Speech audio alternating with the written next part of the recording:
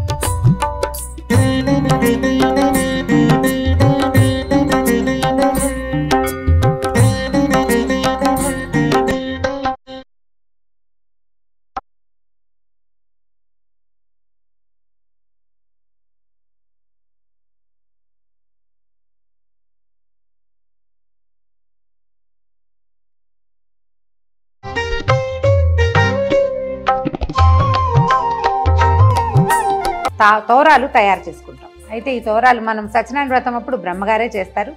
మనం ఇంట్లో చేసుకునేటప్పుడు మాత్రం తోరాలు సొంతంగా చేసుకుంటాం. 2-3 రకాలుగా తోరాలు తయారు చేసుకోవచ్చు. ఎలా చేసుకోవాలో చూద్దాం. అయితే ఇలాంటి మందపాటి దారంతోటైనా లేదా ఇలా సన్నటి రీల్ దారంతోటైనా చేయొచ్చు. సాధారణంగా 3 పొరలు, 3 పేటలు లేదా 5 పేటలు లేకపోతే 9 పేటల దారం తీసుకోవచ్చు. ఈ దారంతో 9 పేటలు తీస్తే ఇంతలా వస్తుంది, కొంచెం కష్టం అవుతుంది.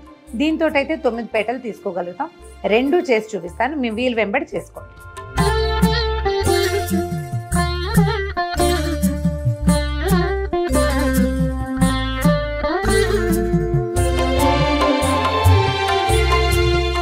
ఒకటి,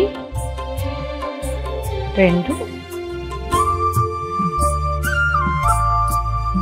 3,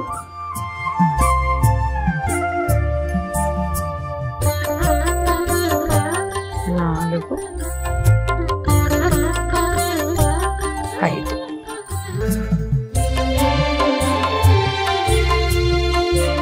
ఐదు పోగుల దారం తీసుకున్నాము. దీనికి పసుపు రాసేసి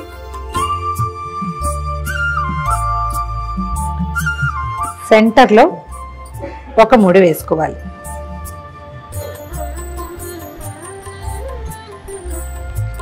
ఒక చిన్న మామిడాకుని తీసుకుని దీన్ని సన్నగా చుట్టాలి. ఈ మధ్యలో పెట్టి గట్టిగా ముడి దగ్గరికి లాగేయాలి.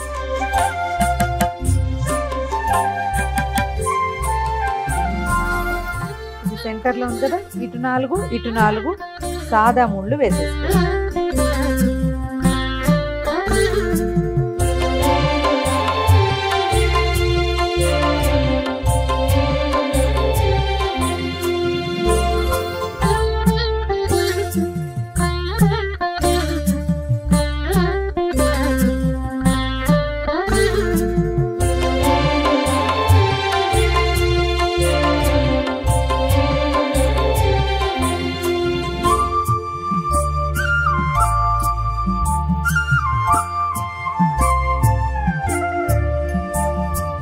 మన దగ్గర పువ్వులు లేనప్పుడు ఈ మెథడ్.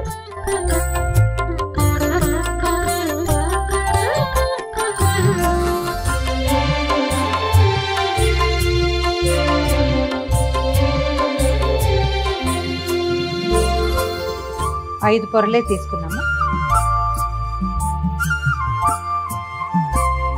సెంటర్ తీసుకోవటము, మధ్యలో ఒక ముడి.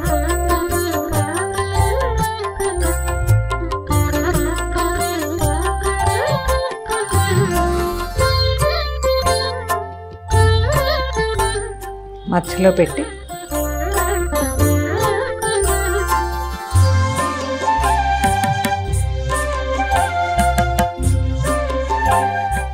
మధ్యలోకి ముడేసేయాలి. ఏ పక్కకు ఆ పక్క పువ్వులు దూర్చేసేయాలి.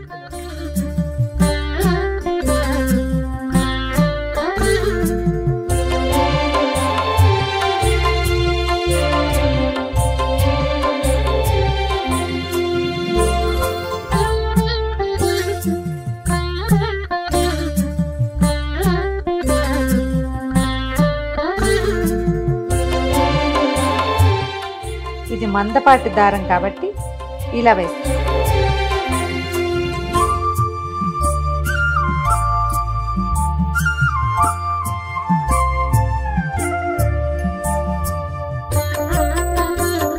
రెండు పక్కల పువ్వులతో ముడివేసి 1 2 3 4 1 2 3 4 మొత్తం 9 ముళ్ళు రెడీ. ఇప్పుడు మూడోది. ఈసారి సన్నటి రీల్ తీసుకుంటాము. కొందరిళ్లలో 9 పోగులు వేసే అలవాటు ఉంటుంది. ఆ 9 పోగులు ఈ దారంతో అయితే బాగా కుదురుతుంది.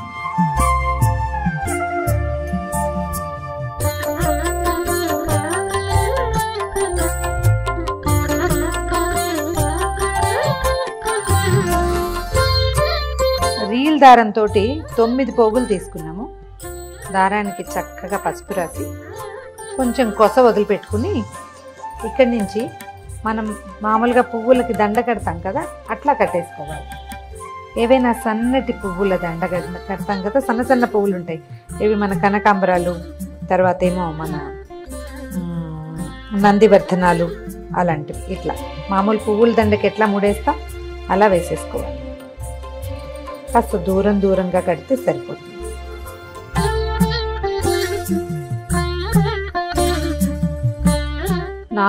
దాని ముళ్ళు పడ్డాక 5వ ముడికి ఒక చిన్న మామిడి ఆకుని పెట్టుకుంటాం.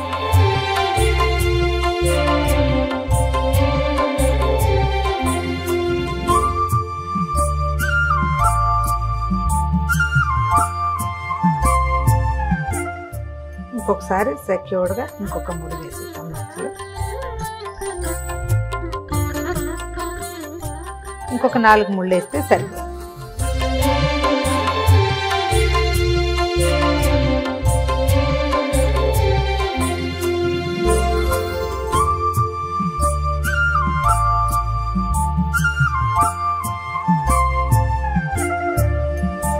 ఒకటి 2 3 4 5 6 7 8 9 1 2 3 4 5 6 7 8 9 1 2 3 4 5 6 7 8 9. ఈ 9 గ్రంథులకి పూజ చేస్తారు. అమ్మవారి ఒక్కొక్క నామాన్ని చెప్తూ ఓం కమలాయై నమః ప్రథమ గ్రంథిం పూజయామి, ఓం రమాయై నమః ద్వితీయ గ్రంథిం పూజయామి, ఓం లోకమాత్రే నమః తృతీయ గ్రంథిం పూజయామి, ఓం విశ్వజనన్యై నమః చతుర్థ గ్రంథిం పూజయామి, ఓం మహాలక్ష్మ్యై నమః పంచమ గ్రంథిం పూజయామి, ఓం క్షీరాబ్ధితనయాయై నమః షష్టమ గ్రంథిం పూజయామి, ఓం విశ్వసాక్షిణ్యై నమః సప్తమ గ్రంథిం పూజయామి, ఓం చంద్రసోదర్యై నమః అష్టమ గ్రంథిం పూజయామి, ఓం శ్రీవరలక్ష్మ్యై నమః నవమ గ్రంథిం పూజయామి. ఈ నామాలు చెప్తూ ఈ 9 మూడుల మీద కుంకుమతోటి, పసుపు కుంకాలు లేదా మన అక్షతలతోటి పూజ చేసుకుని తర్వాత వీటిని కుడి చేతికి కట్టుకోవాలి. బధ్నామి దక్షిణే హస్తే నవసూత్రం శుభప్రదం పుత్రపౌత్రాభివృద్ధించ సౌభాగ్యం దేహి మే రమే.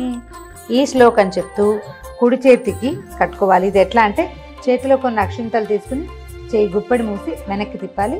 ఇంట్లో ఉన్న వాళ్ళు ఎవరితోటైనా సరే కుడి చేతికి కట్టించుకోండి, లేదా మీరే ఒక ముడి కాస్త జాగ్రత్తగా వేసి తర్వాత అక్షతల్ని అమ్మవారి మీద వేయటం, మళ్ళీ అక్షంతలు తీసుకుని కథ వింటమే.